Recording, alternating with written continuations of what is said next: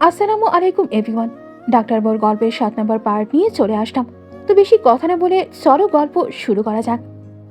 নিশাদের সারা দিনটি কেটেছে একা একা। বিকেলে অর্থী আপুর সাথে একটু সময় কাটিয়েছে, রান্নায় দুই শাশুড়িকে একটু হেল্প করেছে, এই ভেবেই কেটেছে তার। রাতে ডিনারের পর একা ভালো লাগছিল না, ঘুমও আসছিল, তাই অর্থী থেকে একটা বই নিয়ে এসে পড়ছিল। বইয়ের মাঝে এতই ডুবেছিল যে রায়ান কখন রুমে এসেছে সে টেরই পায়নি। এর মাঝেই হঠাৎ তার হাত থেকে বইটা কেড়ে নেওয়ায় চোখ তুলে তাকাতেই রায়ানকে দেখতে পেল। নিজে কিছু বুঝতে পারলো না, আর না তো রায়ানকে কিছু বলার সুযোগ দিল। তার আগে রায়ান তাকে টেনে উঠিয়ে টানতে টানতে দরজার দিকে নিয়ে যেতে যেতে উচ্চারণ করলো, বের হয় এই রুম থেকে।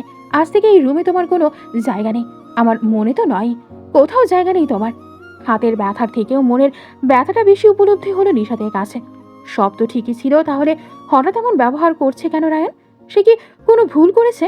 ভুল করেও প্রথমে তার ভুলটা তো ধরিয়ে দেওয়া প্রয়োজন। নিশাতের চোখ দুটো ছলছল করে উঠল। নিজের হাতের কবজিতে ধরা রায়ানের হাতের দিকে তাকিয়ে পুনরায় রায়ানের মুখের দিকে চাইল। রায়ান নিশাতকে রুম থেকে বের করে দিয়ে পুনরায় বলে উঠল, এই মেয়ে, বাপের বাড়িতে তো দেখলাম এত এত কথা বলো, তা নিজের শ্বশুর মশাইকে বলতে পারো না আমি এই রুমে থাকতে চাই না, আমি কারো অ্যাসিস্ট্যান্ট হতে চাই না? নাকি নিজে এসব বুদ্ধি নিয়ে ঘুরে বেড়াচ্ছ স্টুপিড? সবাই মিলে আমাকে পাগল করে দিচ্ছে। বলেই নিশাতের মুখের উপর দরজাটা বন্ধ করে দিল রায়ান। নিশাত অবাক হয়ে সেই দরজার দিকে চক্ষু নিবিষ্ট করে রইল। কি সব বলে গেল রায়ান? সে কার অ্যাসিস্ট্যান্ট হতে চেয়েছে? তবে রুম থেকে এভাবে বের করে দেওয়ায় আত্মসম্মানে লাগলো নিশাতে। সে জানে রায়ান তার সাথে থাকতে চায় না, মুখে ভালোভাবে বললেই হতো। নিশাতের চোখ বেয়ে জল গড়িয়ে পড়ল। থাকবে না সে আর এই রুমে, দরকার হলে স্টোর রুমে থাকবে, তবু এই রুমে নয়। নিশাত দরজার পান থেকে চোখ সটিয়ে অন্যদিকে তাকাতেই দেখলো তার শ্বশুরমশাই দাঁড়িয়ে আছে করিডোরে, তার থেকে একটু দূরে। শ্বশুরকে দেখতেই আড়ালে চোখের জল মুছে নিল। ছোট ছোট পা ফিরে এগিয়ে গেল আরহান সাহেবের দিকে। নিকটে আসতেই মাথা নত করে ধীর স্বরে জানতে চাইল, আমি কি থাকার জন্য একটা রুম পেতে পারি আব্বু? আরহান সাহেবের চোখে মুখে হতাশার ছাপ বিদ্যমান। ছেলের প্রতি তিনি প্রচন্ড অসন্তুষ্ট। যে মেয়েটাকে তিনি বাড়ির লক্ষ্মী করে নিয়ে এসেছিল, আজ তার ছেলেটার জন্য সেই মেয়েটা একটা আশ্রিতার মতো থাকার জন্য রুম চাইছে। এটা সে ওনার জন্য কতটা কষ্টের আর লজ্জার বিষয় তা কি ছেলেটা বুঝতে পারছে? আরহান সাহেব ব্যথিত হলেন। তিনি তো শুধু চেয়েছিলেন ছেলে মেয়ে দুটো কাছাকাছি থাকুক, কিন্তু ছেলেটা যে মেয়েটাকে বের করে দিবে রুম থেকে তা ভাবেনি তিনি। আরহান সাহেব নিশাতের মাথায় ডান হাতটা রেখে প্রচন্ড লজ্জিত হয়ে বলল, এমন করে বলো আম্মু, এই বাড়ি তোমার, তুমি যেখানে ইচ্ছে থাকতে পারো। তুমি চাইলে রায়ানকেই ওই রুম থেকে বের করে দেবা। নিশাত তাচ্ছিল্য করে হাসল সামান্য, তবে মাথা নিচু থাকায় আরহান সাহেবের তা চক্ষুগোচর হলো না। রায়ানকে বের করে দিলে কি হবে? সে কি পূর্ণ মর্যাদা পাবে? না তো। তাহলে? নিশাত মাথা নত রেখেই একই স্বরে উচ্চারণ করো, কাউকে আমার জন্য রুম থেকে বের করে দিতে হবে না আব্বু, শুধু আমাকে অন্যত্র থাকার ব্যবস্থা করে দিন। আরহান সাহেব পুনরায় লজ্জিত স্বরে আওড়ালো, আমাকে ক্ষমা করো আম্মু, তোমাকে তোমার অধিকার দিতে পারছি না, তবে কথা দিচ্ছি একদিন আমার ছেলেই তোমাকে তোমার পূর্ণ মর্যাদা দিয়ে তার রুমে জায়গা দেবে। কথা শেষ করে নিশাতের একটা হাত নিজের হাতের মুঠোয় নিয়ে সামনের দিকে হাঁটা দিল। নিশাত ট্রু শব্দ করল না। আরহান সাহেব একটা রুমের সামনে দাঁড়িয়ে দরজায় ঠকঠক আওয়াজ করতেই দরজা খুলে অর্থী বেরিয়ে এলো। আরহান সাহেব মেয়ের উদ্দেশ্যে একটা কথাই জিজ্ঞেস করে, তোমার ভাবি কিছুদিনের জন্য কি তোমার রুমে তোমার সাথে থাকতে পারে? অর্থী কোনো ঘটনা বুঝতে না পারেও সম্মতিতে মাথা নাড়ালো। নিশাতকে অর্থের কাছে রেখে চলে গেল আরহান নেওয়াজ। এই বাড়িতে আরও রুম থাকলেও নিশাতকে অর্থীর রুমে রাখার একটাই কারণ, যাতে মেয়েটা কষ্ট না পায়, একাকী বোধ না করে। শ্বশুরমশাই চলে যেতেই নিশাত অর্থির রুমে ঢুকে বিছানায় বসে পড়ল। অর্থি ভাবির দিকে এগিয়ে গিয়ে জিজ্ঞেস করলো, কি হয়েছে ভাবি? ভাইয়া কি রেগে গিয়ে তোমাকে রুম থেকে বের করে দিয়েছে? ছোট এক বাকির উত্তর শুনে অর্থি চুপ করে গেল। ভাবির মন যে ভালো নেই তা ঠিক বুঝলো। সে না হয় পরে জেনে নেবে কি হয়েছিল। ভাবিকে শুয়ে পড়তে বলে সে লাইটটা অফ করে দিল। নিশাত এক পাশে শুয়ে পড়তে অর্থি বিপরীত পাশে শুয়ে পড়ল। অর্থিরও তার বড় ভাইয়ের কাজটা পছন্দ হলো না, কিন্তু বড় ভাইকে কিছু বলার মতো সাহসও তার নেই। সে নিশাতের দিকে আরেকটু এগিয়ে ব্যথিত স্বরে জানতে চাইল, তোমার খুব খারাপ লাগছে তাই না ভাবি? নিশাত এক পেশে হাসল, তাতে মিশে আছে অব্যক্ত কষ্ট আর বেদনার মিশ্রণ। প্রত্যুত্তর স্বরূপ নিশাত কেমন করে বলে উঠল, যাদের অপূর্ণতার খাতা অনেক বড় থাকে তাদের কষ্টের পরিমাণটা কমে যায়। কষ্ট পেলেও তা কেউ দেখার বা উপলব্ধি করার থাকে না। অর্থে কি বুঝলো কে জানে, তবে পিছন থেকে ভাবিকে এক হাতে জড়িয়ে ধরল। ছোট করে বলে উঠল, ঘুমাও এখন ভাবি। প্রায় ঘন্টা পেরিয়ে বাথরুম থেকে স্নান শেষে বের হলো রায়ান। শরীর ঠান্ডা হলেও মস্তিষ্ক যেন এখনো বারুদের মতো হয়ে আছে, যেন একটু ছোঁয়া পেতেই ফেটে পড়বে। শুধু একটা ট্রাউজার পরে ভেজা শরীরে বের হয়ে এসেছে সে, মাথাটাও ঠিক মতো মোছেনি। চুল থেকে জল চুইয়ে এসে শক্তপোক্ত শরীর বেয়ে তা নিচে গড়িয়ে পড়ছে। বিন্দু বিন্দু জল জমে আছে দেহের বিভিন্ন অংশ জুড়ে। রুমে এসে একটা টাওয়াল নিয়ে মাথা ভালো করে মুছে নিল। হঠাৎ চোখ পড়লো তার ছিঁড়ে ফেলা সেই বইটার দিকে। কঠোর মুখাবয়বে সেদিকে এগিয়ে গিয়ে বইটা তুলল। এটা তারই বই, কিন্তু তার ভালো করে মনে আছে এই বইটা অর্থে নিয়ে গিয়েছিল। তার মানে ওই মেয়েটা তার লাইব্রেরি রুমে ঢোকে নিয়ে আস। রায়ের হাতের ভেজা টাওয়ালটা খাটের উপর ছুঁড়ে ফেলে নিজের সেই লাইব্রেরির সমতুল্য রুমটাতে প্রবেশ করল। এই রুমটা তার ভীষণ শখের, সেও ভীষণ বই পড়তে ভালোবাসত। তাই তো নিজের স্বপ্ন পূরণ করতে এত বড় একটা রুমের অর্ধেক অংশ জুড়ে বিভিন্ন বই দিয়ে ভরিয়ে তুলেছে। এমন নয় যে সেই রুমে কাউকে আসতে দেয় না। অর্থি আয়ান ওদের যখন যে বইয়ের প্রয়োজন হয় নিয়ে যায়, তবে কেউ পারমিশন ছাড়া বা বাইরের মানুষ এই রুমে প্রবেশ করুক তার আয়ানের পছন্দ নয়। সেদিনও সে রেগেছিল, আর মেয়েটা বিনা পারমিশনে তার বইয়ে হাত দিয়েছিল বিধায় রেগে ওসব বলে ফেলেছিল। তবে আজ তার কোনো ইচ্ছে ছিল না রাগারাগি করার, আর না তো বই পড়তে দেখলে সে কিছু বলতো। মুস্কানকে বিয়ের খবরটা জানানোর পর থেকে সে ভীষণ চিন্তিত হয়ে আছে। তার উপর বাবার রোজ রোজ এমন সিদ্ধান্ত নিয়ে তার উপর চাপিয়ে দেওয়াটা তার ভালো লাগছে না। সবকিছু মিলিয়ে সে এতই রেগে গিয়েছিল যে সে কি বলতে কি বলেছে আর কি করেছে কি যেই বুঝছে না। মেয়েটাকে তার রুম থেকে বের করে দেওয়ার কোনো ইচ্ছে ছিল না, কিন্তু ক্রোধ যেন তার মতিভ্রম সৃষ্টি করেছিল। সে তার রাগটাকে আজও কাবু করতে পারল না। রায়ান গিয়ে লাইব্রেরির রুমে রাখা সোফাটাতে গিয়ে বসে পড়ল। মনের ভেতর কোথাও যেন একটা খারাপ লাগা কাজ করছে। মেয়েটার উপর বিনা কারণে এভাবে রাগ দেখানোটা বোধহয় ঠিক হয়নি। একবার গিয়ে সরি বলে আসবে। এই রুমে এসে থাকতে বলবে কি? না থাক, মেয়েটা দূরেই থাকো, এতেই তার জন্য ভালো। নয়তো বারবার সব রাগ ওই মেয়েটার উপর গিয়েই বর্তাবে। নিজের মতো ভাবনা ভেবে ওই সোফাতেই টানটান হয়ে শুয়ে পড়ল।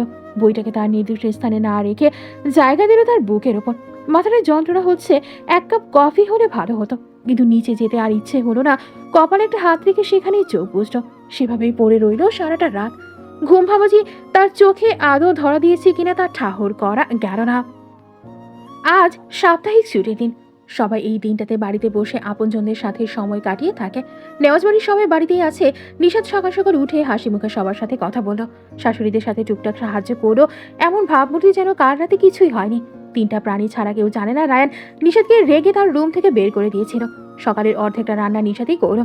সবাই বাড়িতে আছে বিধায় তার শাশুড়ি বলেছে আজ রান্না করতে। ব্রেকফাস্টে প্রতিদিনকার মতো শহরে খাবারের পরিবর্তে গ্রামের সারবিহীন টাটকা শাকসবজির আইটেম খেয়ে সবাই নিশাতের প্রশংসায় পঞ্চমুখ।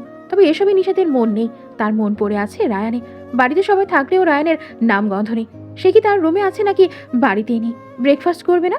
যে লোকটা তাকে রুম থেকে বের করে দিয়েছে তাকে নিয়ে ভাবা বোধ হয় বোকামি। তবুও নিশা তার কথা ভাবতেই ব্যস্ত। যতই হোক সে তো তার স্বামী। সে শুনেছে তার স্বামীর অনেক রাগ, তাই হয়তো কোনো কারণবশত তার সাথে কাল অমন ব্যবহার করে ফেলেছে। রুম থেকে বের করে দেওয়ার ব্যাপারটা নিশাদ সেই কখন ভুলে গেছে, কারণ এতে তারই ভালো হয়েছে। এক রুমের মধ্যে অস্বস্তি নিয়ে দুজন ওইভাবে থাকার থেকে আলাদা থাকাই ভালো। তার তো খারাপ লেগেছিল শুধু বিনা দোষে তাকে অতগুলো কথা শুনিয়ে দিয়েছিল বলে, তাও এখন ভুলতে বসেছে নিশাদ। আরহান সাহেব নিজের বৌমার দৃষ্টি আর মন দুটোই বোধহয় বুঝতে সক্ষম হলো। তিনি তো ভালোই চেনে মেয়েটিকে, অনেকে প্রায় খেয়ে উঠে পড়েছে। নিশাদকে খেতে বসতে বলতেই সে আমতামতে করলো। আরহান সাহেব ব্যাপারটা বুঝতে পেরে বলে শান্ত স্বাভাবিক স্বরে বলল, রায়ানের হঠাৎই একটা সার্জারি পড়ে গেছে, তাই অনেক আগেই বেরিয়ে গেছে বাড়ি থেকে। তুমি খেয়ে নাও আম্মু। নিশাদের মনটা একটু শান্ত হলো। কথাটি সাথী বেগমের কর্ণগোচর হতেই কিছুটা সন্দেহ হলো তার। নিশাতের দৃষ্টি তিনিও লক্ষ্য করেছেন। মনে হয়েছে মেয়েটা কাউকে খুঁজতে ব্যস্ত। সন্দেহ দূর করতে জিজ্ঞেস করো, এ নিশাদ, রায়ান কি তোমাকে তার রুম থেকে ধাক্কা মেরে বের করে দিয়েছে? নয়তো এক রুমে থেকেও তার খবর কেন জানো না? নিশাদ লজ্জিত বোধ করলো। এখন সে কি বলবে? আরহান সাহেব ভাইয়ের বউয়ের প্রশ্ন শুনে অপ্রসন্ন স্বরে জবাব দিল, ওই খাটার ছেলেটা আমার বৌমাকে বের করে দেয়নি, আমার বৌমাই ওটাকে ছেড়ে চলে এসেছে, বুঝেছ?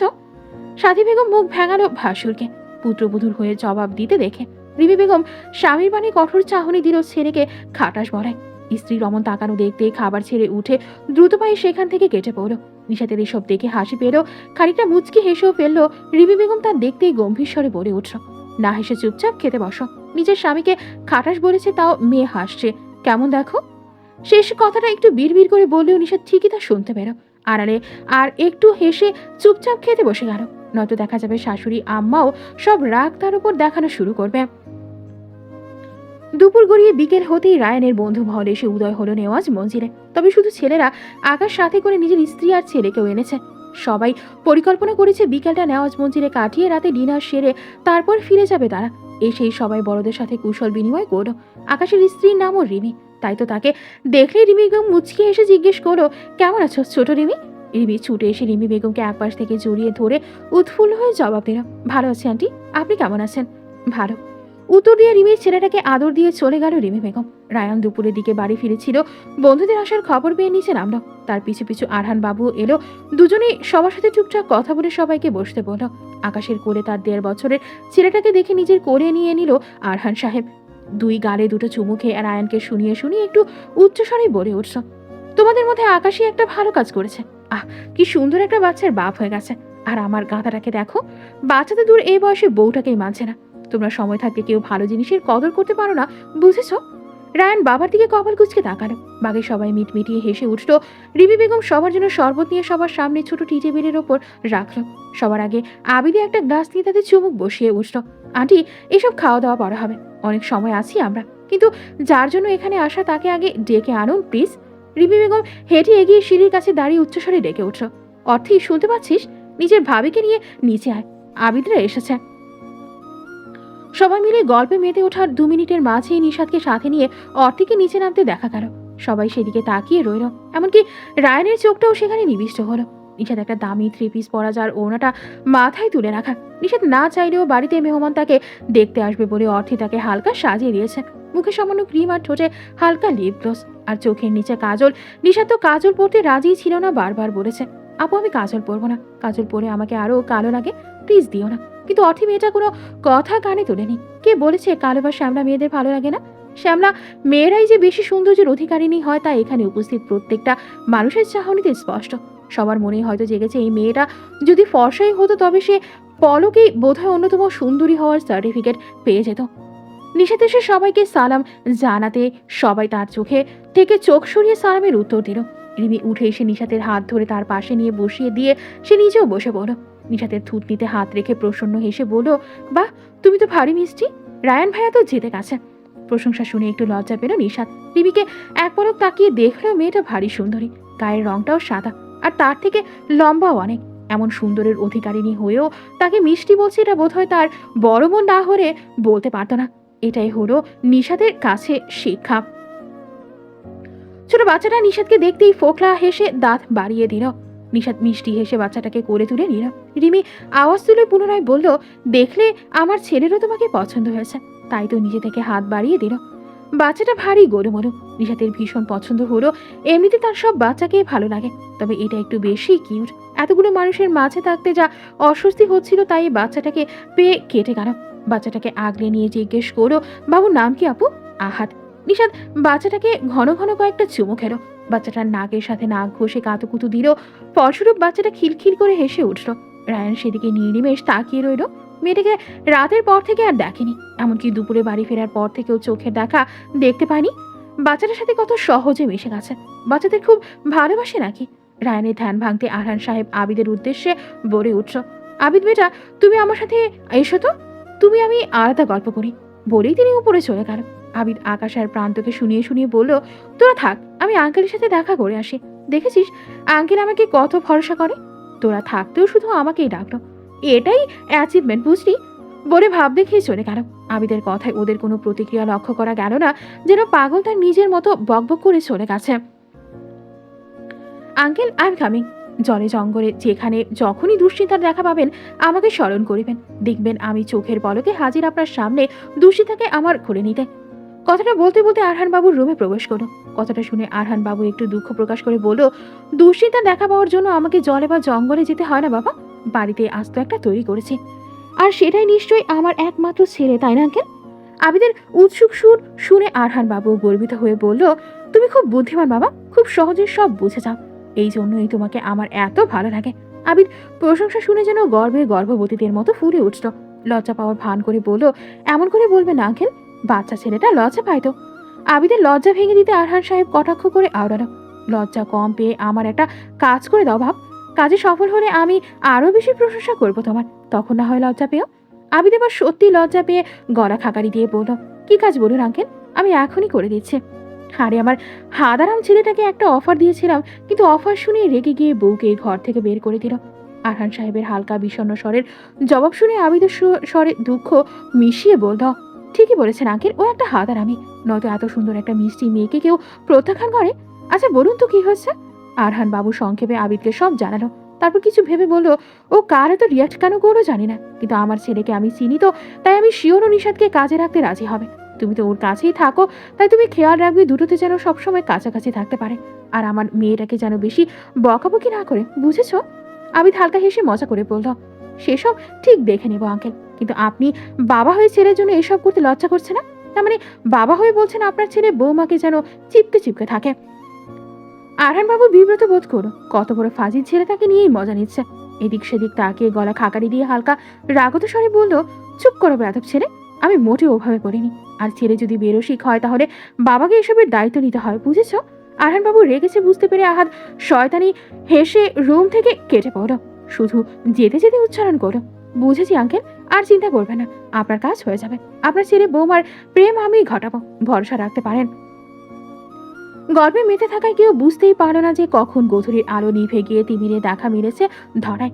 হাসি মজা আড্ডায় সময়টা চোখের পলকে পেরিয়ে গিয়েছে। সবাই ডিনারের জন্য বসেছে টেবিলে। বিয়েতে কোনো আয়োজনই হয়নি, আয়োজন তো দূরে থাক কাউকে জানেনি পর্যন্ত। তাই আজ রায়ানের বন্ধুরা আশায় বিভিন্ন মেনু দিয়ে টেবিলটা ভরিয়ে তুলেছে নেওয়াজ গিন্নিরা। বাড়ির 4 বয়োজ্যেষ্ঠ ব্যতীত বাকি সবাই খেতে বসেছে। রিমি নিশাদকেও তার পাশে বসিয়েছে খাওয়ার জন্য। বাচ্চাটা অধিক সময় নিশাদের কাছেই ছিল। তারা দুজন এমনভাবে মিশেছে যেন দুজন খুব আপন। খেতে বসেছে বিধায় বাচ্চাটাকে রেখে এসেছে শ্বশুরমশাইয়ের কাছে। খাওয়ার ফাঁকে আকাশ আয়ানের উদ্দেশ্যে জিজ্ঞেস করে উঠল, তা আয়ান বাবু, আপনার দিনকাল কেমন যাচ্ছে? আর ডাক্তারি কেমন চলছে? আয়ান ভাই সমতুল্য আকাশের পানে তাকিয়ে আলতো হেসে বলল, ভালোই ভাইয়া, ইন্টার্নই চলছে, এটা নিয়েই ব্যস্ত। শেষ হলেই নিজেদের হাসপাতালে জয়েন হয়ে যাব। তা তোমার কি খবর অর্থি বোন আমার? পড়াশোনা কেমন চলছে? আয়নের উত্তর পেয়ে অর্থির দিকে তাকিয়ে প্রশ্ন করল আকাশ। অর্থি খাওয়া বাদ দিয়ে আকাশের দিকে তাকিয়ে প্রত্যুত্তরে হেসে বলল, আমি আর পড়াশোনা দুটোই ভালো চলছে ভাইয়া। প্রান্ত খেতে খেতে পাল্টা প্রশ্ন করলো, তোমাদের পরিবারে তো এতগুলো ডাক্তার, তা তুমি কেন ডাক্তারি পড়ে না? তুমিও তো খারাপ স্টুডেন্ট নও। আকাশের থেকে চোখ সরিয়ে প্রান্তের দিকে তাকিয়ে জবাব দিল অর্থি, আমার ইংলিশ সাহিত্য খুব ভালো লাগে, ভাগ্যক্রমে তা পেয়েও গিয়েছি, তাই এটাই করছি। তার আর পরিবারের শুধু ডাক্তার থাকলেই হয় না ভাইয়া, অন্য পেশাও তো দরকার আছে। তা ঠিক। উত্তর পেয়ে সবাই এক মুহূর্তের জন্য চুপ হয়ে গেল। এই শান্ত পরিবেশটা হয়তো রিমির পছন্দ হলো না, তাই তো নিশাদকে ডেকে শোধালো, এই নিশাদ, তুমি আমাদের বাসায় কবে যাচ্ছ বলো? ভাইয়া আর তোমাকে জলদি আমাদের বাসায় দেখতে চাই, বুঝেছ? নিশাদ কি জবাব দিবে বুঝলো না। সে কি চিনে সে যাবে, আর রায়ান তাকে নিয়ে যাবে এই আশা করা ভুল। একবার চোখ তুলে রায়ানের পানে তাকালো। সে এখন নির্লিপ্ত অভিব্যক্তিতে খেতে ব্যস্ত, যেন এসবে তার কোনো পরোয়াই নেই। নিশাদ চোখ সরিয়ে আমতা আমতা করে বলল, যাবো কোনো একদিন আপু। কোনো একদিন আবার কি, খুব জলদিই যাবে। ভাইয়া আপনি একদিন সময় বের করে নিশাদকে সাথে করে কিন্তু আমাদের বাসায় যাবেন, অপেক্ষায় থাকবো আমরা। শেষের কথাগুলো রায়ানের দিকে তাকিয়ে বললেও রায়ানের অভিব্যক্তির কোনো পরিবর্তন হলো না। শুধু শান্ত কণ্ঠে একটা শব্দ উচ্চারণ করলো, আচ্ছা। জবাব শুনে নিশা তার পলক চাইলেও স্বামী নামক ব্যক্তিটির দিকে। লোকটা আচ্ছা বলে তার মানে তাকে নিয়ে যাবে বলছে? যাক বা না যাক, নিয়ে যাবে বলেছে, এটাই অনেক নিশাদের জন্য। সবাই হালকা হাসি আড্ডায় খাওয়াটা শেষ করলো। খাওয়ার শেষে অনেকক্ষণ রেস্ট নিল সবাই। যাওয়ার সময় হতেই সবাই উঠে দাঁড়ালো। বাড়ির সবার থেকে বিদায় নিয়ে নিল একে একে। রিমি নিশাদকে এটা ওটা বলে পুনরায় তাদের বাসায় যাওয়ার কথা বলে বিদায় নিল। সবাই বেরিয়ে গেলেও নিশাদ তাদের যাওয়ার পানে তাকিয়ে রইল। তার স্বামীর বন্ধুগুলো কত ভালো, কত হাসি খুশি সবাই, আর কি সুন্দর করে কথা বলে। কিন্তু তার স্বামীকে দেখো, গোমরা মুখ একটা, সবসময় কেমন গম্ভীর থাকে। আচ্ছা, লোকটাকে হাসলে কেমন লাগবে দেখতে? নিশাদের হঠাৎ ইচ্ছে জাগলো নিজের স্বামীকে হাসতে দেখার। সে মনে মনে একটু কল্পনাও করে নিল। মনে মনে ভাবলো, লোকটা হাসলে নিশ্চয়ই তার কল্পনার চাইতেও বেশি সুন্দর লাগবে। কিন্তু সেই চিত্রখানা দেখার মতো সৌভাগ্য কি আদৌ তার হবে? কল্পিত ছবিটাকে আদৌ বাস্তব রূপে আস্বাদন করতে পারবে তো? কে জানে। ভেবেই যেন মনটা আনচান করে উঠল। আজকের গল্পটি এ পর্যন্ত শেষ হয়ে গেল। পরবর্তী পার্ট পেতে অবশ্যই আমাদের রাতুল ব্রো ইউটিউব চ্যানেলটি সাবস্ক্রাইব করে রাখবেন। ধন্যবাদ।